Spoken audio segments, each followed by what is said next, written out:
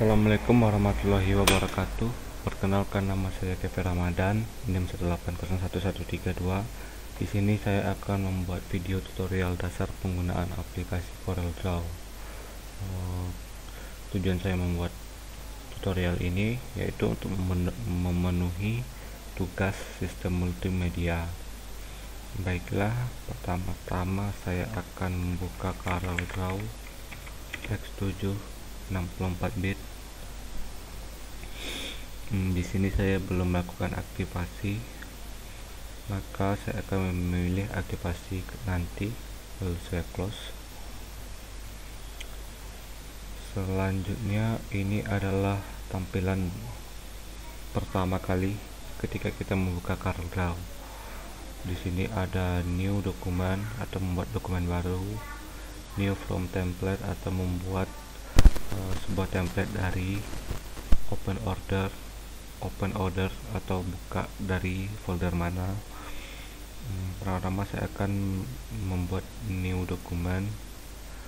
Di sini ada sebuah nama karena ini hanya tutorial penggunaan dasar CorelDRAW, maka saya hanya membuka dengan dokumen default. Jika kita ingin mengcustom ukurannya, bisa A4, A5 dan sebagainya. Dan ini width yaitu lebar. Di sini ada hitungannya millimeters, kita bisa mengganti ke kilometer atau inch. Di sini height yaitu tinggi. Terus nomor halaman. Terus warna utama.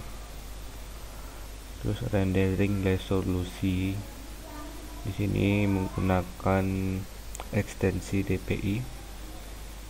Terus ini preview mode. Dimana kita ingin melihat preview, apakah ingin sebuah pixel atau normal atau draft. Selanjutnya kita OK. Nah, saya juga kita di sini sama-sama belajar. Jadi mungkin saya akan melihat tutorial yang ada. Di sini saya mengambil referensi dari halaman tutor.xyz. Di sini website ini mengatakan sebelum ke tutorial kita harus sudah menginstal CorelDRAW. Nah, admin menyarankan atau web ini menyarankan untuk menginstal CorelDRAW X7 ke atas. Di sini kita diminta untuk mempelajari fungsi toolbox dan menu yang ada. Oke. Dari yang kita lihat, di sini terdapat toolbox. Yang ini adalah pick tool yang digunakan untuk memindahkan objek. Pick tool ada freehand pick, free transform. Ini berarti sudah advance. Selanjutnya ada shape tool yang digunakan untuk mengedit objek atau sebuah garis yang telah dibuat. Selanjutnya yaitu ada crop tool yang digunakan untuk mengcrop atau memotong sebuah gambar. Selanjutnya ada zoom tool yang digunakan untuk melakukan zoom in ataupun zoom out. Selanjutnya ada freehand tool yang digunakan untuk membuat garis atau membentuk sebuah objek.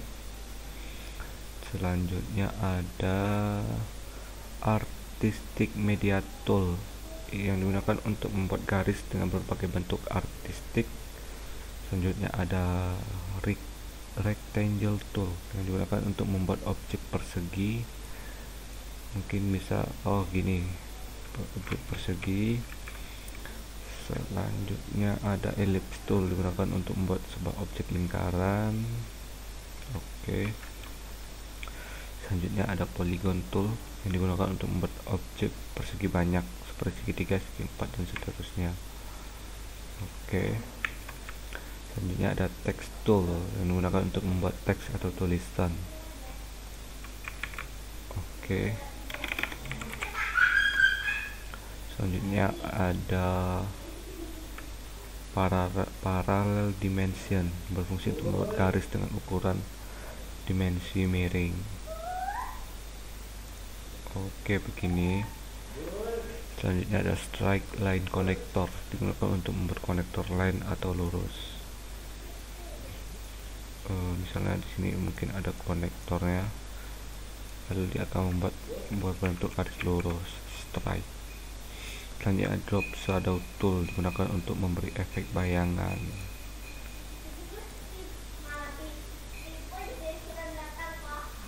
Oke. Oh, itu ya efek bayangan. Selanjutnya ada transparency tool, yang berfungsi untuk membuat objek transparansi.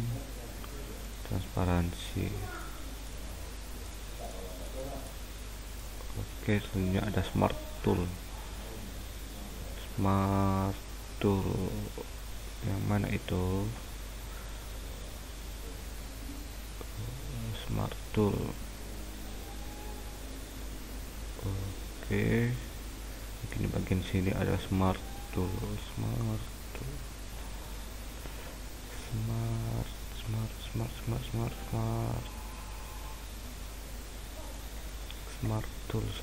tool 17. Oh, ini smart tool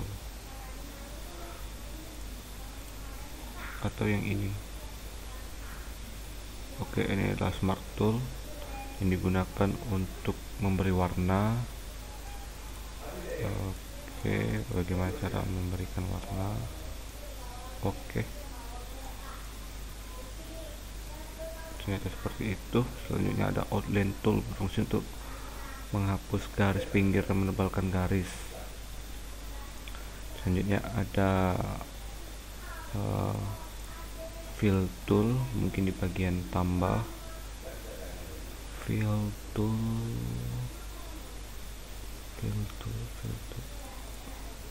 Oh, ini fill tool. Outline color, ini adalah color untuk memunculkan warna. Saya kurang tahu apa ini fill.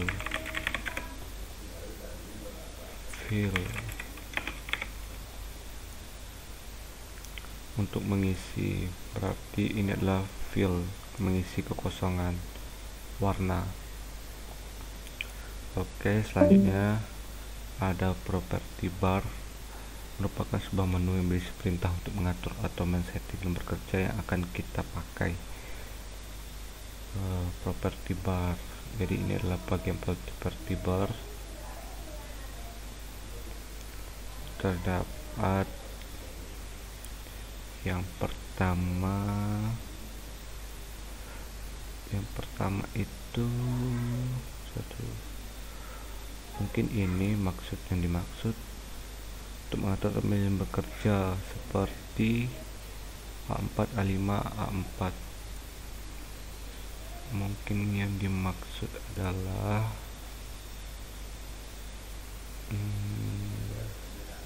property bar. Bagaimana ini property bar?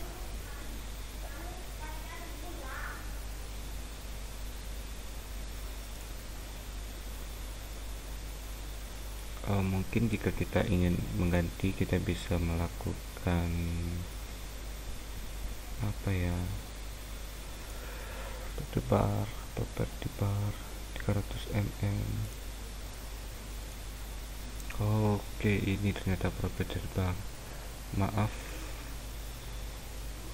mungkin jika kita ingin,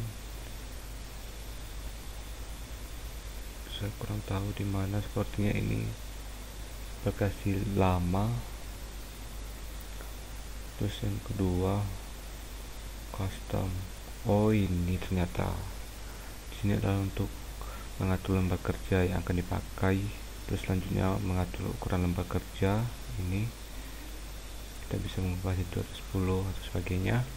Terus yang ketiga untuk mengatur lembar kerja seperti portrait atau landscape. Nah, ini yang dimaksud. Ini adalah landscape dan ini adalah portrait. Terus mengatur tumpukan lembar kerja. Oke, di bagian ini jika kita sudah bekerja dengan tumpukan yang banyak, maka kita harus mengatur di bagian ini. Selanjutnya untuk mengatur satuan yang akan dipakai, yaitu bagian ini kita menggunakan milimeter, bisa saja kita menggunakan sentimeter atau sebagainya. Oke, selanjutnya terdapat toolbar, adalah menu yang berisi perintah akhir untuk memudahkan pengoperasian CorelDRAW. Nah, ini adalah toolbar. Yang pertama untuk membuat sebuah dokumen baru, yang kedua untuk membuka lembar kerja yang sudah pernah dibuat, yang ketiga untuk menyimpan project yang setelah kita kerjakan atau yang ingin kita save atau simpan.